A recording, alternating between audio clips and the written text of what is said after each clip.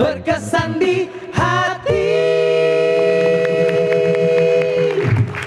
Kita lanjutkan lagi ceritanya April Jasmine. Tadi gimana momen yang pada saat akhirnya oke, saya harus sabar gitu? Iya, jadi waktu itu kan aku sempat mengalami salah satu bagian tuba falopi yang memang harus diangkat, dan waktu itu dokter bilang harus dua-duanya nih Teh.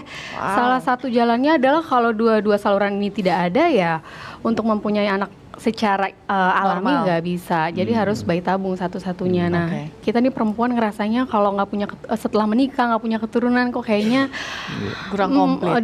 Kayaknya aku nggak komplit banget nih, aku harus gimana lagi gitu, kayak udah yang selesai semua menurut aku saat itu. Terus akhirnya Ustadz bilang sekarang kita positive thinking, berhusnuzon kepada Allah bahwa kita akan dikasih keturunan. Itu jawaban Ustadz. Jadi aku bilang ya udah.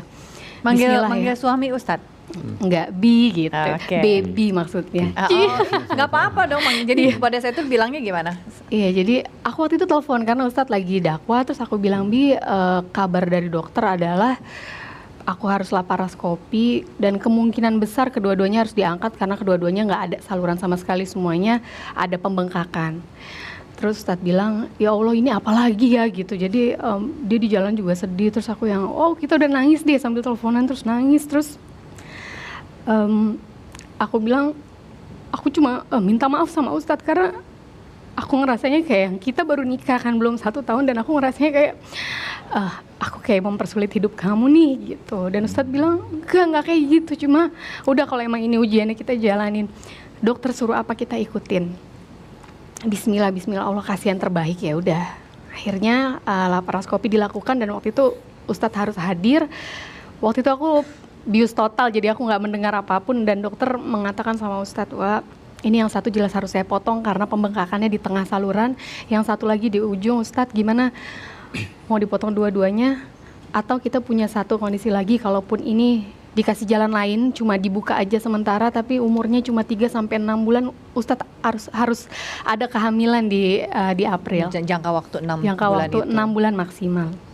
Ustadz bilang ya udah kasih saya waktu. Artinya yang satu ini cuma diakalin aja ujungnya gitu. Dan berjalan setelah itu, makanya kenapa aku selalu setiap hari tuh nangis karena mikirin ya Allah 3-6 bulan tuh kan sebentar banget ya Ustadz. Sebentar, kayak waktu nih kok cepet banget sih, ini udah malam lagi. Aku mengharapnya ini lama semuanya gitu. Jadi nangis setiap hari, dan Ustadz pun selalu bilang ke aku, ya kita jalanin aja. Banyak aku dikasih nasihat sama Ustadz, banyak dibukakan ayat-ayat Al-Quran yang ini tentang kesabaran. Kita tinggal nunggu. Kalau kita baca atur ayat 48 gitu ya Ustadz ya, kita memang harus sabar dalam menunggu ketetapan Allah gitu. Jadi banyak doa aja, banyak bertasbih aja, memuji Allah, insya Allah nanti akan ada yang terbaik.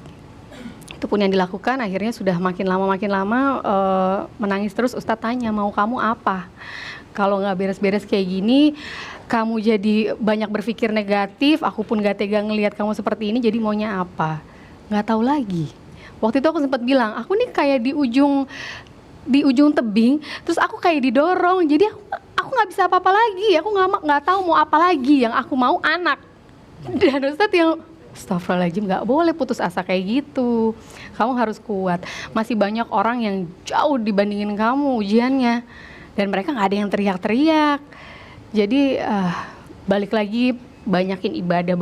Ustadz selalu ngejejelin aku, sholat sunat, hajat, terus udah gitu baca Al-Quran, baca artinya semua, kamu pahamin apa maksudnya. Dan akhirnya lama-lama aku udah mulai iya, jadi sudah mulai, emosinya juga sudah mulai menurun. Dan akhirnya ada satu teman yang bilang ke aku, Pril, aku 14 tahun belum punya anak.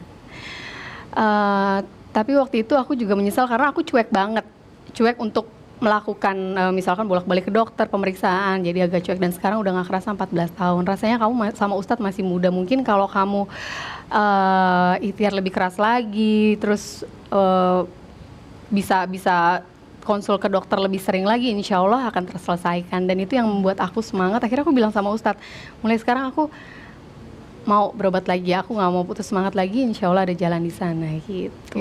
Wi, kalau mendengar dari ceritanya April, itu kan untuk menjadi sadar bahwa ini harus kita hadapi dengan sebuah kesadaran, perlu suatu proses dari mulai marah, emosi sekali, lalu kemudian ada seseorang dalam kehidupan kita, entah itu suami, entah itu keluarga barangkali yang bisa mengingatkan kita tentang hal itu, baru kemudian muncullah kesadaran untuk menjadi seseorang yang sabar. Itu kalau menurut apakah proses kesabaran itu seperti itu atau sebetulnya dari awal kita bisa sabar kok gitu?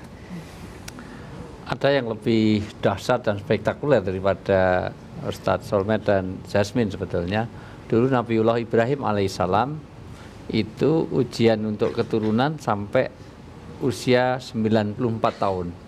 Masya Allah. 94 tahun baru punya anak karena nyaris putus asa. Kalau orang kita pasti putus asa, tetapi Nabi Ibrahim alaihissalam tetap tancapkan bahwa ini hal yang sangat impossible untuk terjadi karena tidak mungkin kita akan nengok seorang ibu-ibu yang melahirkan di umur 94 tahun. Iya. Mau kemana, mau nengok bayi siapa, nenek itu melahirkan jarang.